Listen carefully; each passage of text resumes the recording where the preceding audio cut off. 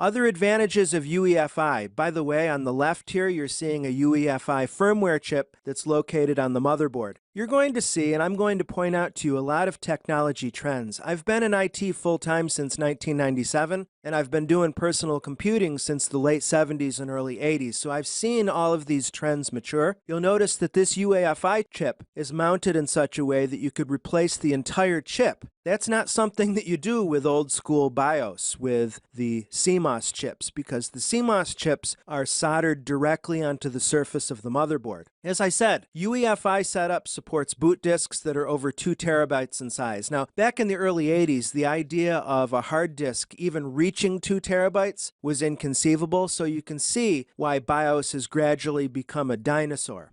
Another thing with UEFI that's neat from an advantage standpoint or extensibility standpoint is that you can add additional read-only memory code in. They're called option ROMs. For instance, your network card may have logic on it that allows you to boot the computer directly onto the network. So you wouldn't even theoretically need a hard disk on your computer to get on the network. That would require a setup, a UEFI setup, that allows those option ROMs to take control of the boot process. As I said, instead of the old 16-bit environment that historical BIOS uses, UEFI is 64-bit only. We also, as I said, have that compatibility with old school BIOS, so if you're using an operating system that doesn't recognize UEFI, you can still work with it. That's really a key point I want you to remember. It's not an either-or situation. You can actually take advantage of all of the UEFI advantages on top of the legacy compatibility with old school BIOS. It reminds me of what's happening with the Xbox One console now. They're rolling out gradually an Xbox 360 backward compatibility mode where you can play old games on a new console. I'm liking that a lot personally. Another thing with UEFI is that instead of having just a very tiny little CMOS chip that doesn't store a lot of data, if you can get a megabyte of data on that little CMOS chip, you're doing well. Now with UEFI, you can actually spread its firmware data out into the file system, into a hidden partition. In Windows, you might have seen the hidden system partition and wondered, what the heck is that? Well, that's where a lot of your UEFI settings are stored and allows you to get those really nice graphical user interfaces when you start a computer in its setup mode.